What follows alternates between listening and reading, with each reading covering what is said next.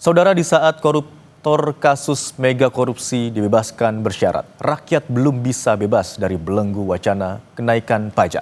Polemik kenaikan pajak bumi bangunan atau PBB di kota Cirebon masih dikeluhkan warga. Mereka memohon kepada wali kota dan gubernur Jawa Barat memberikan kepastian hitungan pajak meski ada diskon tarif dan simulan, namun kenaikan dinilai masih sangat memberatkan. Tapi bukan punya Bapak ini. Apanya? Yayat, warga RW 10 Kelurahan Pegambiran, Kecamatan Lemah Wungkuk, Kota Cirebon, Jawa Barat, mengeluhkan kenaikan PBB yang harus dibayarnya.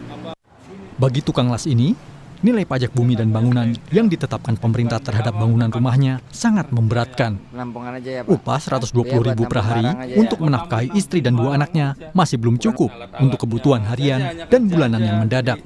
Dia tak dapat menabung dan membayar PBB yang naik berkali lipat. Di tahun 2023, Yayat masih dapat membayar PBB sebesar hampir Rp390.000. Sementara di tahun 2024, jumlah yang harus dibayarnya mencapai Rp2,3 juta lebih. Dia memang mendapatkan potongan hampir Rp600.000, namun PBB hampir Rp1,8 juta tetap saja dirasa memberatkan. Dia pun memilih menunggak membayar PBB. Sebagai buruh harian lepas, tukang las dengan gaji Rp120.000, tahun kemarin PBB saya mencapai Rp2.377.000 dari tahun 2023, tahun sebelumnya yang hanya Rp389. Setelah ada stimulus, saya harus bayar Rp7.783. Ya, dengan kondisi sekarang sangat memberatkan sekali. Menyisihkan uang sedikit demi sedikit untuk bayar PBB, sedangkan gaji saya yang setiap minggu diambil untuk makan keluarga hari-hari, bayar anak sekolah, sangat memberatkan sekali, Pak. Kenaikan PBB akibat melesatnya nilai jual objek pajak NJOP dari Rp399.000 tahun 2023 menjadi Rp1,2 miliar tahun 2024. Yayat memohon kepada wali kota Cirebon dan gubernur Jawa Barat agar dapat memberikan kepastian hitungan pajak. Menurutnya, kondisi ini sangat memberatkan tak hanya bagi Yayat, melainkan banyak warga lainnya. Muhammad Syahri Romdon, Kompas TV, Cirebon, Jawa Barat. Dan saudara, untuk membahas kenaikan pajak yang dikeluhkan di sejumlah daerah, kita langsung terhubung dengan analis kebijakan publik Universitas Trisakti, Trubus Rahadiansyah. Selamat siang Pak Trubus. Selamat siang Mas Imron. Pak Trubus, ini kita ketahui bersama setelah adanya perlawanan atau aksi unjuk rasa menentang kenaikan pajak bumi dan bangunan perdesaan dan perkotaan di Pati 250%, juga muncul kebijakan untuk kenaikan tarif pajak di sejumlah daerah. Lalu menurut Anda, sebenarnya faktor apa saja yang menyebabkan pemerintah daerah mengeluarkan kebijakan untuk menaikkan tarif pajak di sejumlah daerah? Iya, faktornya adalah karena pemerintah melakukan efisiensi berdasarkan Impres nomor 1. Itu kemudian muncul lagi di dalam PMK nomor 56. Nah, di situ dijelaskan bahwa khusus dana transfer daerah itu kan untuk DAK ya, dana alokasi khusus fisik itu kan berkurang banyak. Nah, mereka akhirnya program-program pelaksanaan yang terkait dengan fisik seperti infrastruktur dan sebagainya itu mau tidak mau dia harus ini mengalami keterlambatan atau mengalami kesulitan.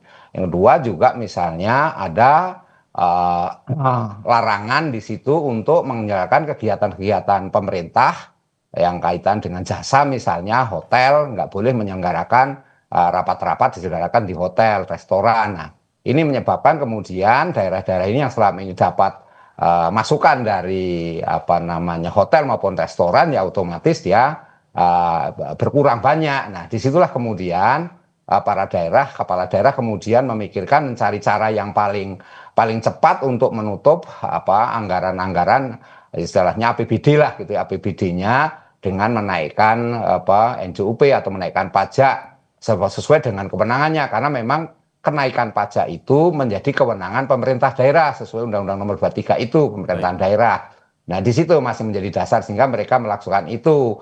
Ya, saya melihat yang kedua memang persoalannya kemudian banyak daerah itu tidak bisa menerapkan yang namanya entrepreneurial government. Jadi harusnya kepala daerah itu inovasi, kreativitas, mencari sumber-sumber lain. Jadi tidak hanya mengandalkan pada yang instan-instan seperti pajak, restribusi. Nah, pajak restribusi ini harusnya kan memang kewenangan daerah, tapi di situ juga melalui perda, artinya melalui DPRD lah, diskusi dengan DPRD. Tidak sepenuhnya menyerahkan gubernur seperti yang terjadi di Pati itu atau daerah lain.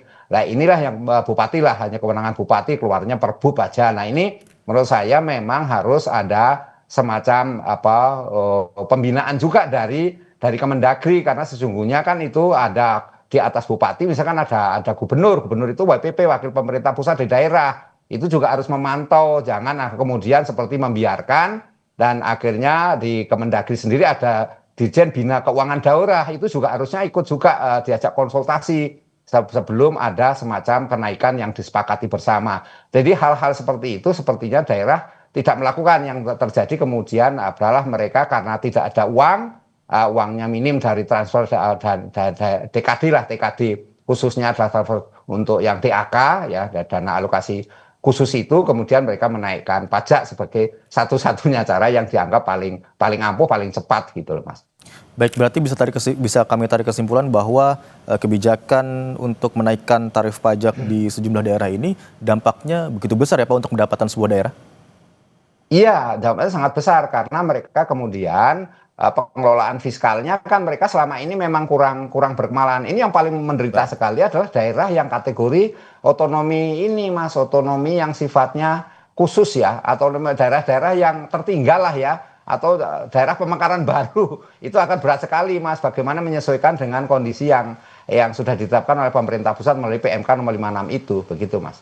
Tadi ada katakan sebaiknya kepala daerah atau pemerintah daerah itu melakukan inovasi atau kreatif dalam tanda kutip begitu ya Pak ya untuk mendapatkan anggaran-anggaran lain. Bisa Anda berikan contoh daerah-daerah lain misalnya kreativitasnya atau inovasinya seperti apa Pak? Ya sebenarnya inovasinya itu bisa melakukan semacam ini Mas,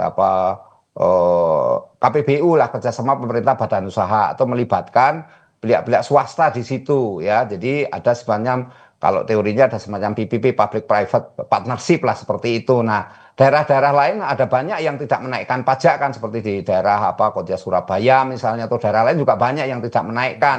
Nah itu berarti kan daerahnya memang mampu melakukan satu penggalian sumber-sumber pendanaan lain. Jadi tidak hanya soal pajak seperti itu Mas, menaikkan pajak. Nah karena itu memang yang namanya entrepreneurial government ini sekarang mau tidak mau harus menjadi satu strategi untuk bagaimana kepala daerah dan elit-elit di daerah untuk tidak semata-mata hanya mengandalkan pada pemasukan pajak, tapi juga sumber-sumbernya memungkinkan sesuai dengan potensi daerah masing-masing. Kalau daerahnya memang unggul dalam hal soal pertanian, ya bagaimana kemudian mengenjot pertanian itu untuk menaikkan pendapatannya, kemudian juga untuk perkebunan misalnya, atau daerah maritim, daerah nelayan misalnya seperti itu. Jadi daerah itu punya potensi-potensi yang sesungguhnya termasuk tambang dan sebagainya Mas, itu yang harus dilakukan, tetapi semuanya kepala daerah karena memang sesuai undang-undang pemerintah daerah adalah kewenangan kepala daerah. Seperti itu Mas. Baik, berarti kembali lagi bagaimana kreativitas dan juga inovasi dari pemerintah daerah untuk menggenjot potensi daerahnya masing-masing begitu Pak ya. Pak Trubus, yang juga kami ingin ketahui bagaimana analisis Anda soal kenaikan pajak di sejumlah daerah. Apakah ini merupakan dampak dari kebijakan pemerintah pusat yang menghapus dana transfer daerah? Iya, itu salah satunya. Jadi dana transfer daerah di dalam PMK nomor 56 itu kan sebenarnya kan tindak lanjut yang sebelumnya Inpres nomor 1 kan, sebenarnya kita 6 bulan pertama itu sudah bisa belajar bahwa dengan TKD itu istilahnya diefisienkan, itu yang terjadi daerah banyak yang kelimpungan, yang bingung harus mencari pendanaan dari mana. Nah kemudian ternyata keluar lagi PMK nomor 56 yang berlanjut lagi tahun 2026.